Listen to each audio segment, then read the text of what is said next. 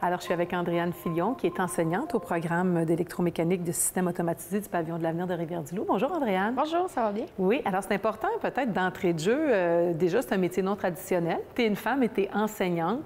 Donc, peut-être nous parler de ton parcours à la base, parce que toi, là, tu l'as suivi, ce programme. Est-ce que c'est ce programme-là en tant que tel que tu as suivi? Oui, dans le fond, moi, j'ai fait mon cours d'électromécanique en 99-2001. Fait que ça fait longtemps que je suis graduée. Puis j'ai travaillé en industrie 12 ans. Puis je suis à ma 6e année d'enseignement en électromécanique et en électricité ici au Pavillon de l'Avenir. Qu'est-ce que c'est justement d'arriver comme enseignante dans un milieu de garçons? Comment ça s'est passé pour toi? Bien, en fait, en faisant ma formation en électromécanique, j'étais déjà pas mal préparée à être avec une gang de gars, là. Quand on fait le cours, c'est rare qu'il y ait plus qu'une fille par cohorte. Fait que, dans le fond, déjà là, le cours nous prépare à être en milieu non traditionnel.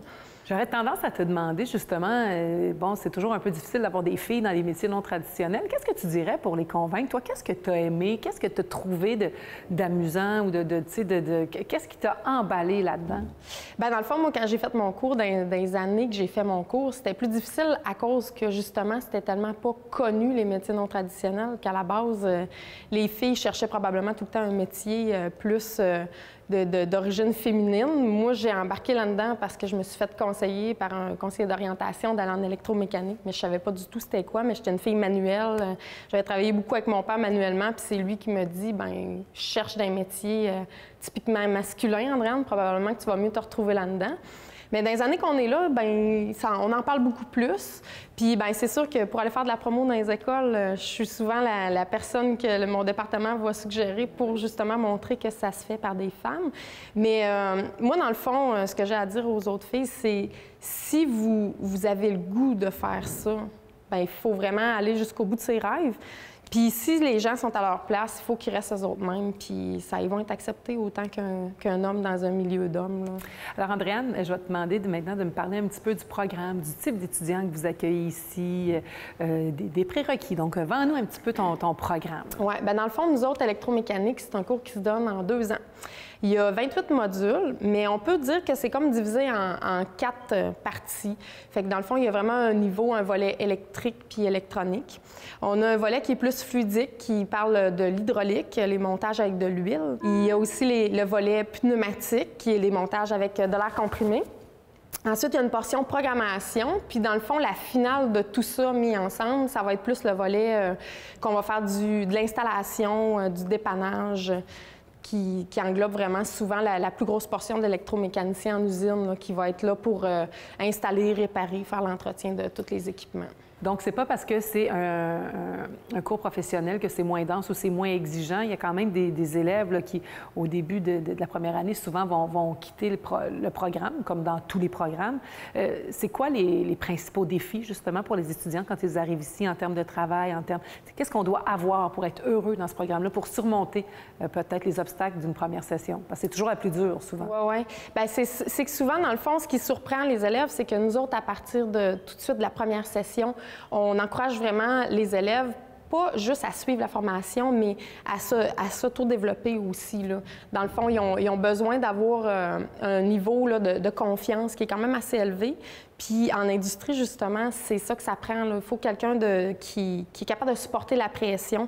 Donc souvent, nous autres, on les challenge pas mal tout le long là, de leur session. Tout de suite, en première année, tantôt, il y en a un qui vous a parlé d'usinage manuel. Ça pourrait être un cours bien de base qui explique juste les outils.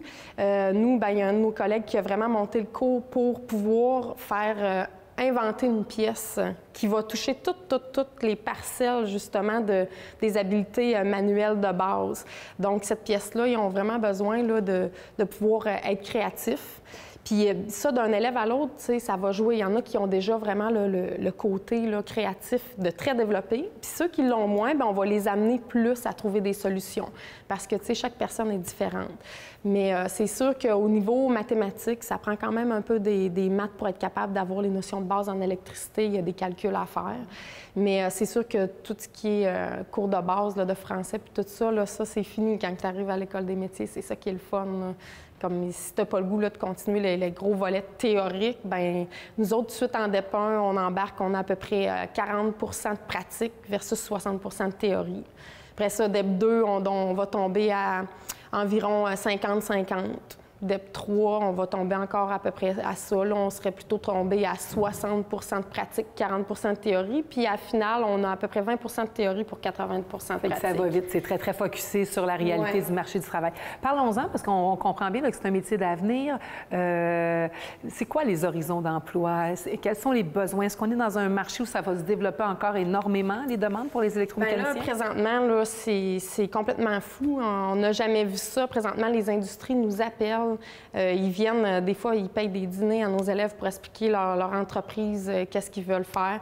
Il y a plusieurs entreprises dans la région ici qui engagent tout de suite en première année pour commencer à former tout de suite les électros, lui donner le goût de travailler avec eux autres, mais qui aient fini leur cours. Est-ce que vous avez vu justement les critères d'embauche, pas s'assouplir, mais est-ce qu'on est plus en mode séduction, justement, maintenant, par rapport aux années 2000? Là? On est vraiment en mode séduction, justement.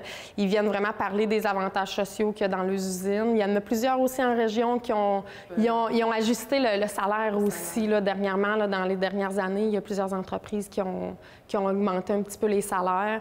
Puis c'est ça, dans le fond, ils se compétitionnent un peu à être capables de prendre l'horaire de l'élève puis d'y faire un horaire qui soit capable de concilier travail et ensuite qui viennent à l'école. Parce que sinon, s'ils ne sont pas capables de concilier ça, souvent les élèves vont dire, bien là, je vais me consacrer à mes études, je reviendrai travailler plus tard.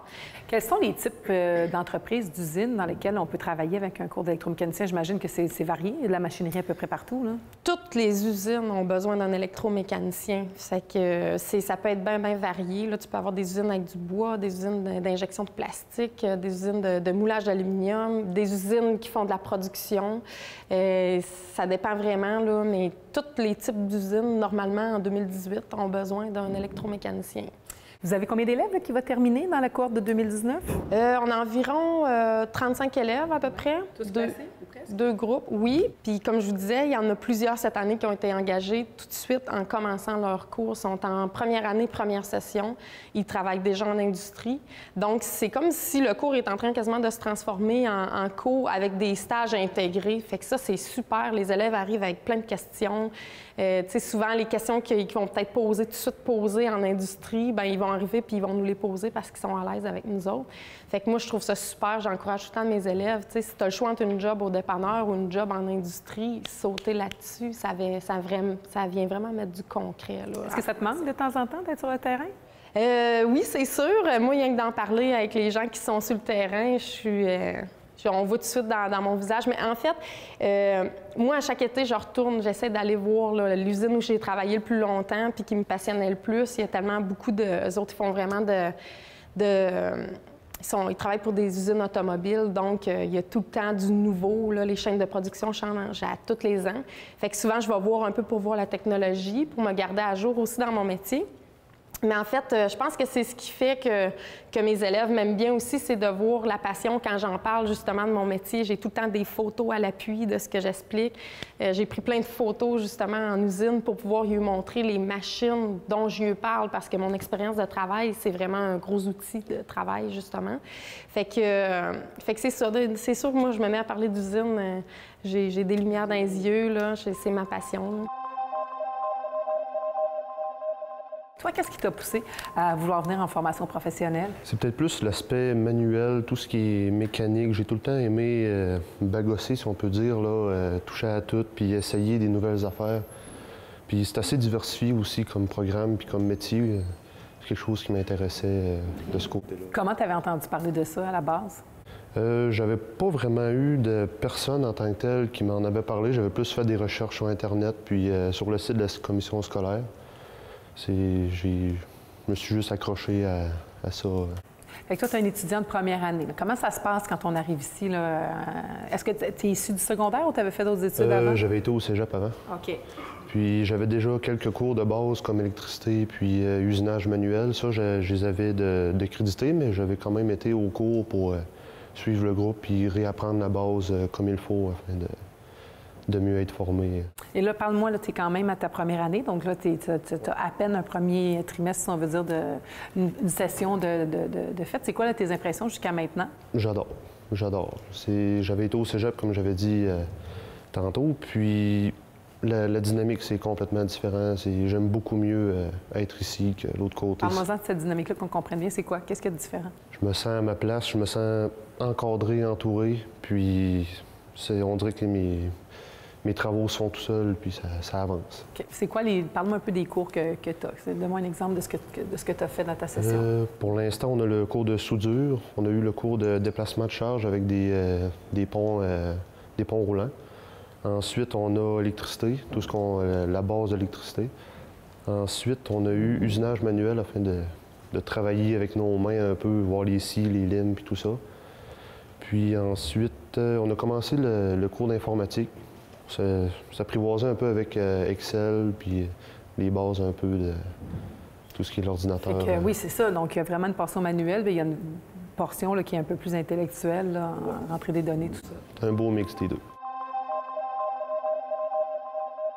Alors, je suis avec Yannick Thériault-Lavoie. Toi, tu es étudiant en 2e année, donc dans le programme d'électromécanique de systèmes automatisés.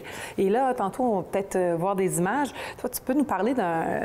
Là, tu es dans le concret, parce que bientôt... Disons que ça, on termine bientôt. Oui, c'est donc le marché du travail, ça s'en vient dans quelques mois, là, à peine pour toi.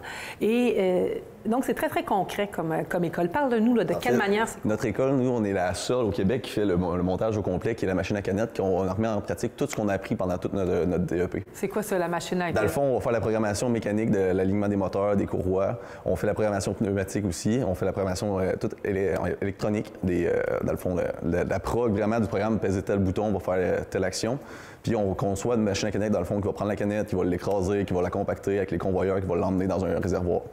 Puis on monte ça tout seul. Il y a d'autres écoles qui ont le même projet, mais sont 2 ou 3 étudiants sur le projet. Nous autres, on est entièrement tout seul du début jusqu'à la fin. Tu as l'air vraiment passionné. Parle-moi quand même des défis ou des choses. Qu'est-ce que tu auras le plus appris dans ton parcours? Ça aurait été quoi les gros défis jusqu'à maintenant? Moi, ce que j'ai aimé beaucoup du programme, c'est qu'on arrive et on touche beaucoup à tout. Moi, je suis venu ici pour apprendre le plus de choses possibles, mes connaissances personnelles.